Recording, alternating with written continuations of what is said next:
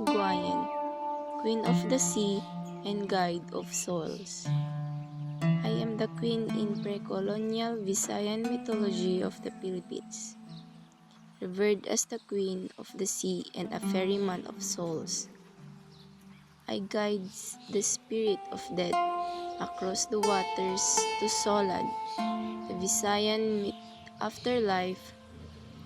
I embodies the vast and mysterious nature of the sea, symbolizing both life's journey and the transition to the spiritual realm. I often seen as the compassionate yet powerful figure who bridge the world of living and the dead.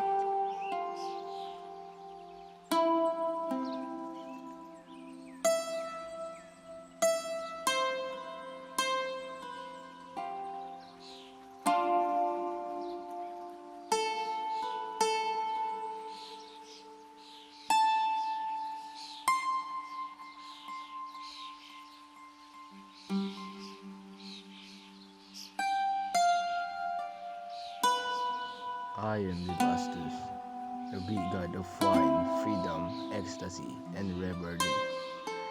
I represent the inhibited aspects of life, including celebration, spontaneity, and the release of personal and social boundaries. As the god of intoxication, I encourages freedom through joy, creativity, and the breaking of conventional norms.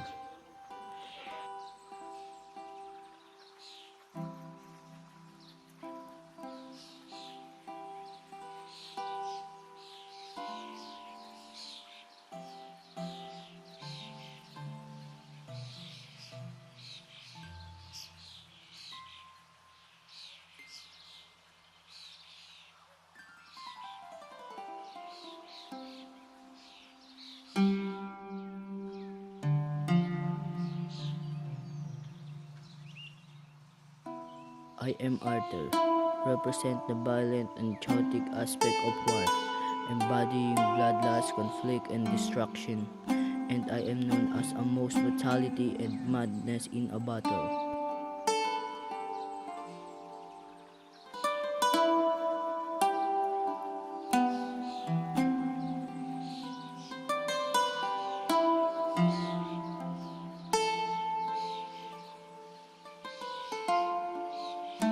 I am Persephone, the queen of the underworld and the queen of spring and rebirth, the daughter of Zeus and Demeter, and I symbolize the cycle of life and seasons.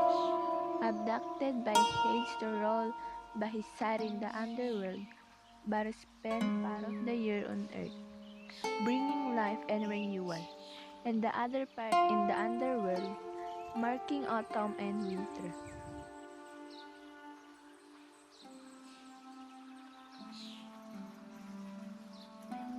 I am Irene, the goddess of peace and love, one of the hoary daughters of Zeus and Themis, represent the tranquility and unity that come from love and cooperation, embodying the ideals of societal and personal harmony.